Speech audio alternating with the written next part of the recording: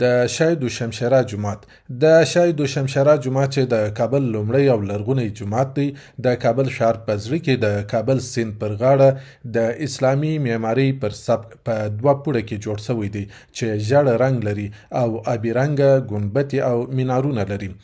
د شاه دوشمشیره جومات په کابل کې د مسلمانانو لومړنی عبادت ځای دی چې کله عرب د اسلام د مقدس دین د خپرولو لپاره کابل ته داخل سوه نو دا جومات یې جوړ کړ.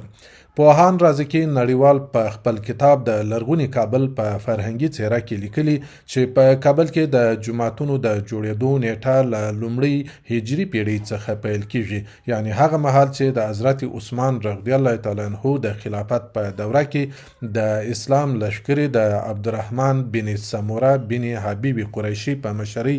له غزني څخه پر کابل حمله وکړه او د کابل ځینې برخې ونیولې. همداراز ښاغلي نړیوال په دې اړه له شمشاد سره په خبرو کې ویلي چې کله عربو پر کابل حمله وکړه نو دلته په کابل کې د ردبیل شاهانو واکمني وه. شهیدان چې شوي دي دلته خصوصا کم شهید چې دا زیارت د هغوی په نوم دی دا نو د ردبیل شاهانو په وخت کې شوی دی. ردبیل شاهان هغه وو چې د پاتې شونې زموږ د کوشانیانو د کورنۍ نه وو. د دوی په خپل امپراتوري چې وه هغه په کاپیسا بګرام کې وه د غوربند د لارې نه هم اسلامي لښکرې راغلې. هغوی مجبوره شو چې کاپیسا بګرام پرېږدي او دلته راشي. پوهان رازقي نړیوال وایي چې کله عرب کابل ته داخل سول نو د عربو د لښکرو یو تن مشر حضرت لیث بن قیس په دوو تورو سره جګړه کول چې له همدې امله په شاه دوشمشیره ولي سره مشهور دی چې وروسته د جګړې پر مهال حضرت لیث بن قیس په همدې ځای کې چې اوس یې زیارت او د شاه دوشمشیره ولي جومات دی شهید سو. هغه پاچا د غزا هغه پاچا د اسلام چې په خپله په دواړو لاسونو باندې زه جنګ کوو نو د دې د خاطره په شاه دوشمشیره باندې دا مسما کېږي او اصل نوم چې د دې دی هغه لیث بن قیس دی. د هغه تاریخ نه تر اوسه پورې په همدې تاریخ باندې دا مشهور دی. دلته د غزا دلته شوې وه. دا قیس بن لیث دلته شهید شوی دی چې دلته شهید شوی دی بالاخره دغه ځای د شهادت مشهد دی او دلته ښخ شوی دی د ده په نوم باندې یادېږي. نو د دې نه په غیر موږ یو مثلا د قراینو په حساب کې ګورو چې دا قراین دی چې جنګ دلته شوی دی چې دلته قراینو په حساب نه دا صحیح ده. نور روایتونه دې په باره کې زه صحیح نه منم. ښاغلی نړیوال زیاتوي چې وروسته عربو پر همدې ځای د کابل لومړی جومات جوړ کړ چې تر اوسه د شاه دوشمشیره جومات په نوم شهرت لري. د ده په وینا چې د شاه دوشمشیره جومات د تاریخ په اوږدو کې څو ځلې وران سوی او بیا جوړ سوی دی چې وروستی ځل د اعلی حضرت غازي شاه امان الله خان د واکمنۍ پر مهال د شاه امان الله خان د مور لخوا په 1406 هجري لمریز کال کې د جومات اوسنۍ ودانۍ د اسلامي معمارۍ په ځانګړي سبک سره د افغاني او ترکي معمارانو لخوا په ډیر ښکلي ډول سره جوړه سوه. حبیب الله خان ښځه سراج الخواتین چې سرور سلطان په نوم باندې او د امان الله خان مور وه هغه په کابل کې 3 جوماتونه جوړ کړي دي.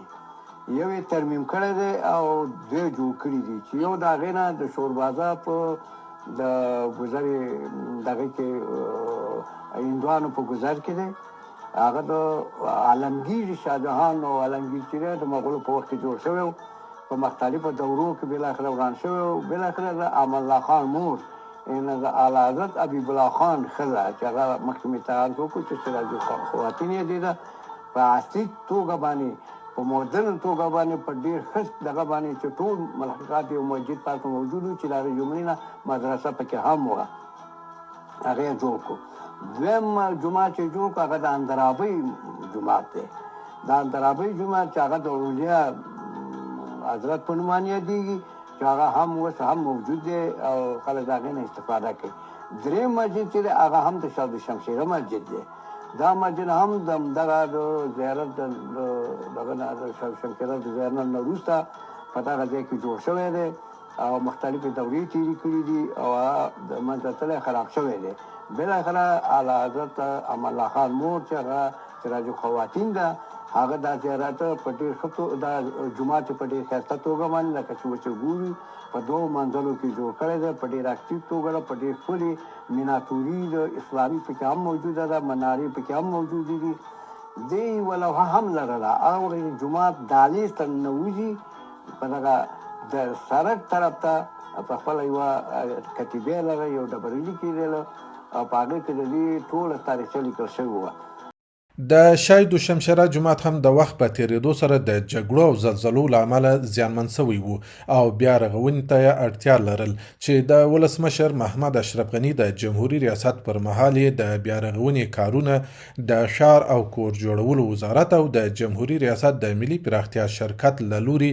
د 1498 لمریز کال د سرطان په میاشت کې پیل او د 1400 هجري لمریز کال د ثور په میاشت کې پای ته ورسېدل. د ښار او کور جوړولو وزارت په وینا چې د لرغونو ابیدو متخصصانو د ټولو اصولو او سټنډرډونو په پام کې نیولو سره د شای دوشمشیره تاریخي او لرغونی جومات د مرمت او بیا رغونې چارې بشپړه کړي او د کار له ټولو پړاوونو څخه په تخنیکي ډول څارنه ترسره شوې ده ترڅو د جومات ودانۍ په خپل پخواني لرغوني شکل سره بیا ورغول شي.